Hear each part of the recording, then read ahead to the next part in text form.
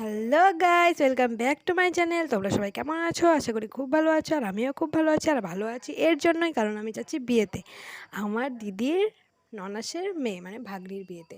তো ওদের বাড়ি আমাদের বাড়ি থেকে প্রায় 3 ঘন্টাই লাগে। ওদের বাড়ি বক্সিরহাট জোড়াইমোড়। তো ওখানেই যাচ্ছি, বাবা আর আমি যাচ্ছি। তো বিয়েবাড়ির ব্লগ বুঝতেই পারছো, খুব এক্সাইটেড। বিয়েবাড়িতে যে কী করবো না করবো, যা পারবো তোমাদের সঙ্গে শেয়ার করবো। তো চলো, ব্লগটা না টেনে পুরো ব্লগটা দেখো কি করি।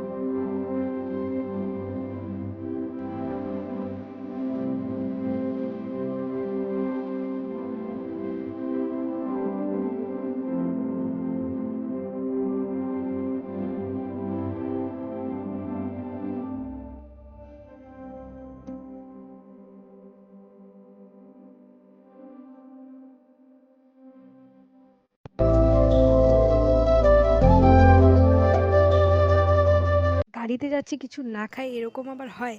আমি তো কিছু খাবোই, গাড়ি কোথাও না কোথাও গেলে কিছু খাবো। আর কালকে যেহেতু প্রচুর গরম ছিল, আর বিয়ে ব্লগটা ছিল কালকের, আর কালকে আমি পোস্ট করতে পারিনি কারণ এডিট করা বাকি ছিল, আমার কয়েকটা ভয়েস দেওয়া বাকি ছিল, তার জন্যই। তাই আজকে ছাড়বো। তো গরমের মধ্যে কিছু না খেলে হয়? তো কাকু উঠে গেলো শশা নিয়ে, তো আমার দেখেই খুব লোভ লাগছিল, ভাবছিলাম খাবো খাবো।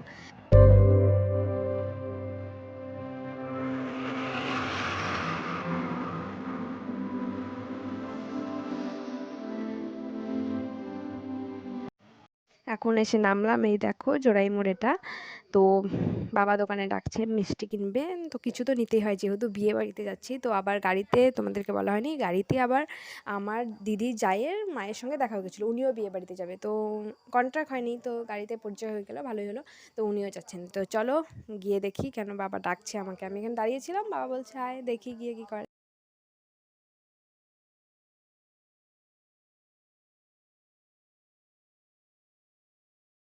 এখন আসলাম, বাবা বলছে চল মিষ্টি খাচ্ছি। তো এখন মিষ্টি খেয়ে দে, ওদিকে চলে যাব।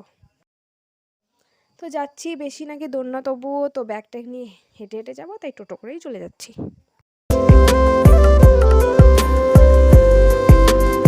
এই এসেছি, বাহ খুব সুন্দর সাজিয়েছে। ডেকোরেশনটা কেমন লাগলো তোমাদেরকে বলো, আমার তো খুব ভালো লেগেছে। তো চলো, এত দূর থেকে গিয়ে হাত মুখ ধুয়ে ভেবেছিলাম কিছু খাবো না, তো জোর করছিল যে কিছু খেয়ে নাও, রাত্রে কখন খাবে, তাই খেয়ে নিচ্ছি। খেয়ে রেডি হতে চলে এসেছি, বাজনাও চলে এসেছে, পর চলে আসবে কিছুক্ষণের মধ্যেই। তো রেডি রেডি হয়ে আমি ব্ল্যাক শাড়িটা পরবো। ফাইনালি আমরা রেডি হলাম, এটা আমার ফাইনাল লুক ছিল আজকের। তো কেমন লাগছে তোমরা কমেন্টে অবশ্যই বলো। তো 2 ঘন্টা লাগলো আমাদের রেডি হতে, রেডি হয়ে চলে আসলাম। এখন কিছু ফটো শ্যুট করবো, করার পরে বিয়ে।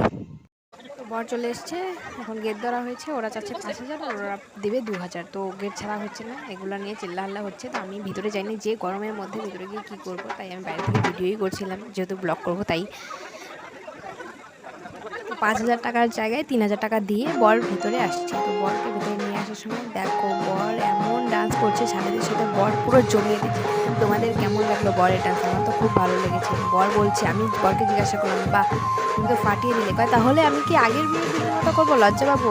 একবারই তো বিয়ে হয়, বারবার তো হয় না। আমি তো শুনে অবাক। তো ঠিকই তো, বিয়ে তো একবারই হয়, মজা করো।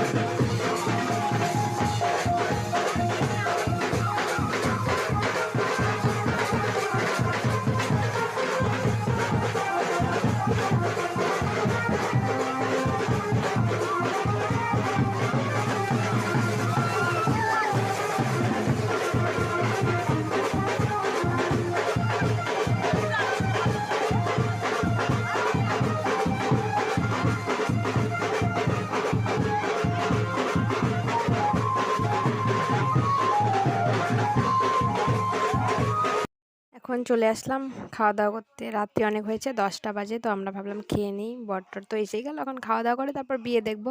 তাই সবাই মিলে চলে আসলাম। সবাই মিলে বলতে দিদিরা ওইখানে সামনে বসেছে, দেখা যাচ্ছে না ওদেরকে। আর আমি, বড় ভাগ্নি, ছোটো ভাগ্নি, তারপর ওটাও ভাগ্নি, যার বিয়ে হচ্ছে ওর বোন। তো আমরা 4 জন এক টেবিলে বসে গেলাম।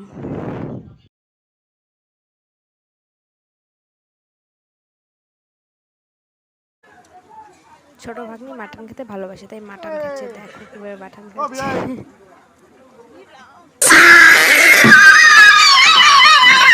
তারপর আর ব্লগ করা হয়নি, ফোনে চার্জ ছিল না তাই। আর এখন সকাল হয়ে গেছে আর বাড়ির দিকে চলে যাচ্ছি, যেহেতু বাবার সাথে এসেছি তাই। এখন জিজু আমাদেরকে আগিয়ে দিতে এসেছে, টোটো ছিল না এত সকালবেলা, তাই হেঁটেই চলে এসেছি। এখন বাসের জন্য দাঁড়িয়ে আছি, বাস এলেই চলে যাব।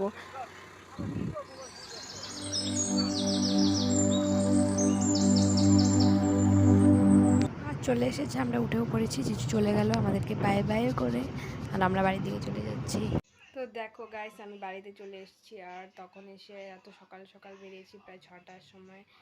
তো এসে আর ব্লগটা কন্টিনিউ করতে পারিনি, এসে ঘুমিয়ে পড়েছিলাম মুখ হাত পা ধুয়ে। তারপরে উঠে খাওয়া দাওয়া করে, স্নান খাওয়া দাওয়া করে একটু কাজ করার ছিল করেছি। করার পর ভাবলাম না, এখন বিকেল 5টা, বললাম না ব্লগটা কন্টিনিউ করি, ব্লগটা দিতে হবে সবাইকে, বিয়েবাড়ির ব্লগ যেহেতু। তাই ব্লগটা কেমন লাগলো অবশ্যই কমেন্ট করে জানাবে। আর আমাকে কীরকম লাগছিল, কীরকম এই ব্ল্যাক শাড়িতে, এটাও জানাবে কমেন্ট করে। তো ভালো লাগলে লাইক কমেন্ট শেয়ার সাবস্ক্রাইব করে দিও।